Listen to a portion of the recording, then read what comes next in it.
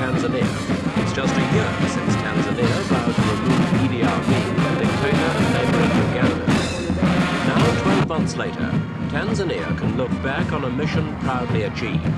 But the cost has been high, both militarily and financially. Tanzania's President Nyerere is now facing a serious economic crisis. There are a maze of internal and external problems, many of them directly related to the war.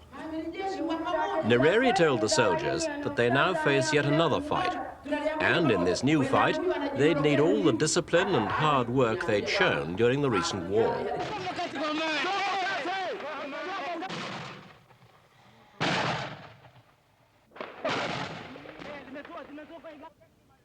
Tanzania's economy was already shaky before the war, and 6 months of solid fighting has proved a further, almost impossible strain. The cost of keeping an army of 75,000 soldiers in the field is staggering. Experts say that about $1 million was spent each day. The Tanzanian government puts the total bill for the war at over $500 million. That amount has proved an almost impossible burden for Tanzania's disastrously depleted foreign reserves.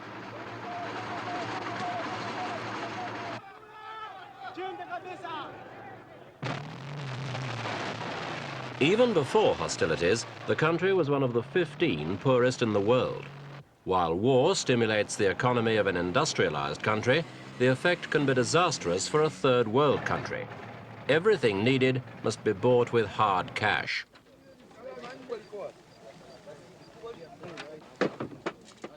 Each shell fired costs hundreds of dollars in foreign exchange.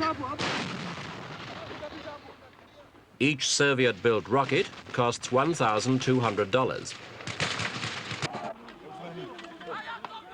The jobs created by the war were created in Russia, China, and Western Europe, but the price must be paid by Tanzania. And there are other problems. Although the Ugandans welcomed the Tanzanian soldiers with open arms as liberators, Tanzania was roundly criticized by her African neighbors for breaking one of the cardinal rules of the Organization of African Unity, the invasion of one African state by another.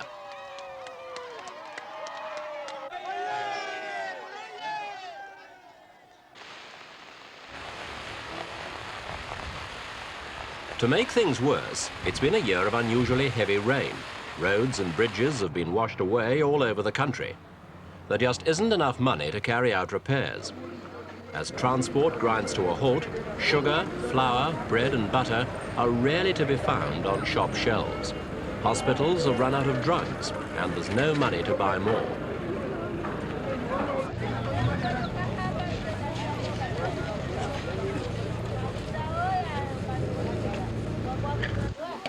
When food is available, soaring prices often put it out of reach.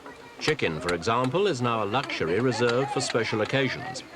This woman is preparing a chicken dish for a Muslim holiday. It cost $7.50, or nearly half a week's wage for a typical worker. That's certainly out of reach for the average family.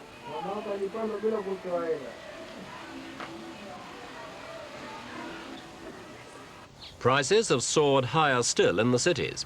Rather than pay the market price, many city dwellers are growing their own. Anyone with access to a bit of land is cultivating a shamba, or vegetable garden.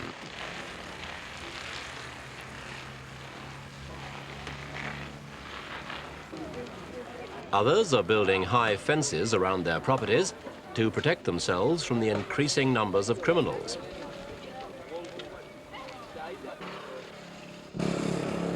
Construction on many buildings has halted because of shortages caused by lack of capital and the breakdown in transportation. All this is happening to a country that looms larger on the African scene than its size or wealth might indicate. Tanzania is a frontline state against Rhodesia, a model of African socialism, and President Nyerere is an influential and respected leader. But for all its impact abroad, Tanzania's domestic scene, especially its economy, has been creating anxiety for years. In 1978, the country's balance of payments deficit was a staggering $280 million. Tanzania's economic blueprint, the 1967 Arusha Declaration of Political Principles, set the country firmly on the road to socialism.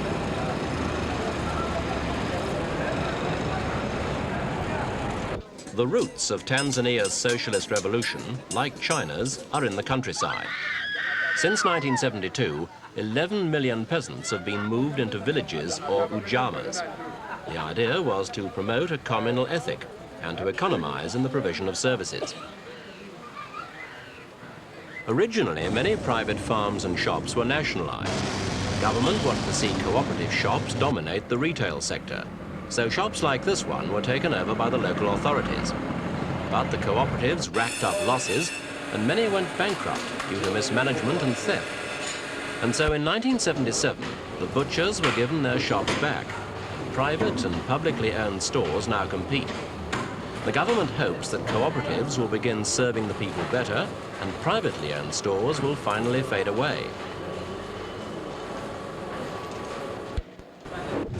In another policy turnabout in 1977, the government announced that any state-owned operation that couldn't pay its way should be allowed to fail. One of the first casualties was the National Trucking Corporation. Now trucks are once again owned by private individuals. The government still runs the Dar es Salaam Bus Company, but it too is in financial and mechanical trouble. So private bus companies have now been encouraged and are doing brisk business in outlying areas.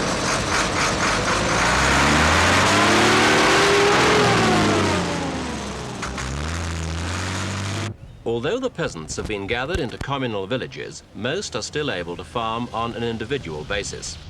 This man doesn't own the land he's working, but he pays no rent. It's allocated to him by the village government. Adjacent to the private fields, each village does have some communal land where everyone must do his share. There hasn't been much headway in mechanization, but the system has moved Tanzania from a system of slash and burn agriculture towards settled production. 9/10 of the labor force work the land, and cash crops like cloves, cotton and coffee provide 2/3 of Tanzania's export earnings. By 1977, sluggish economic performance in the factories led to a reassessment. Industrial discipline was slack, and state-run industry was running well below capacity. Management and administration costs were high in relation to output. So small-scale private industry was once again encouraged, and some foreign companies were invited back. Incentives for workers were once again permitted.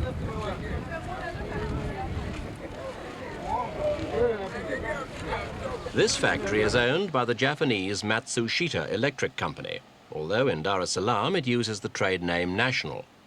Foreign capital, though now welcome, is difficult to attract because investors are suspicious of the country's stated socialist aims.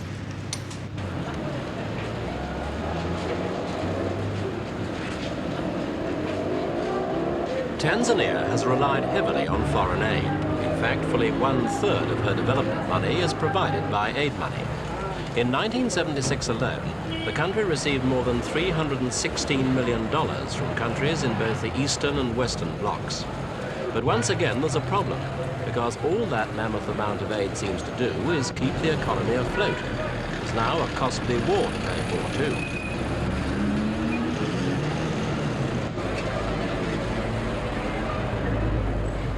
At the end of August, President Nyerere sent a confidential emergency appeal to 9 countries who are usually generous to Tanzania. The appeal said that $375 million was the absolute minimum needed to keep the economy afloat. To date, there's been no response, and diplomats in canvassed countries say it's unlikely that funds will be forthcoming. The reason is that aid from industrialized countries is usually tied to purchases from the donor. No one wants to pay for a war that's already been fought. But the appeal makes it clear that if the $375 million isn't found, the Tanzanian economy will slow down still further. Thousands of workers will have to be laid off, and the government says it then stands to lose another $125 million in tax revenues. But there's no rescue in sight. And with foreign reserves in the Bank of Tanzania at an estimated all-time low of $50 million, there's nothing left to do but to tighten belts still further. The president has called for everyone to cut down on driving and to use the bus. But still to walk, just like village folk. He told his ministers that by riding bikes they could save fuel and reduce pot bellies. Instead of pickup trucks, he says, try a handcart.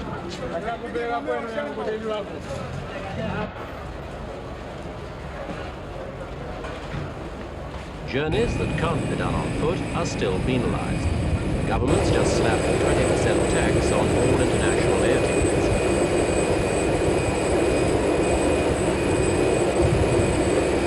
For the first time in years, there are empty berths in the crowded port of Dar es Salaam. Imports have been slashed.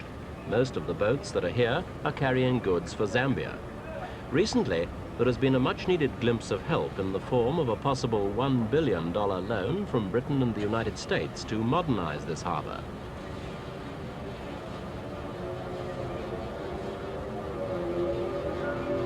Oil imports have been cut back too, but still half the money earned from this year's exports will have to go towards buying fuel. The recent OPEC price hike has hit hard, and President Nyerere claims that although the country is now importing less fuel than in 1972, it's paying 9 times more, and petrol now costs $3 a gallon. That's 6 times more than the Americans pay. The driver of this small car paid $34 to fill the tank.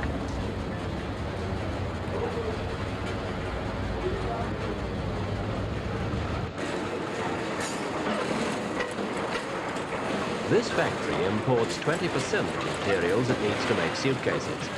But there's just no foreign exchange for its 1980 imports. Now it will have to close, and 350 more workers will be without jobs.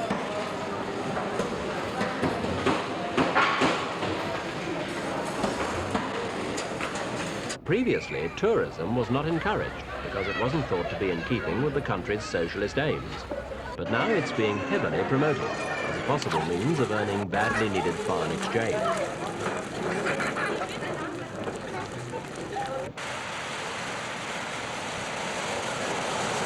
Many Tanzanians feel they did the world a service by getting rid of Amin. Now militiamen like these are briefly honoured, then sent back to their villages to eke out their living as best they can. To the Tanzanians, Amin was simply a tyrant who Ugandans themselves wanted to get rid of. In their view, it was not so much an intervention as a brotherly helping hand. The whole region, they say, will reap the benefits of Amin's departure. Why then should Tanzania be the only one to pay the bill?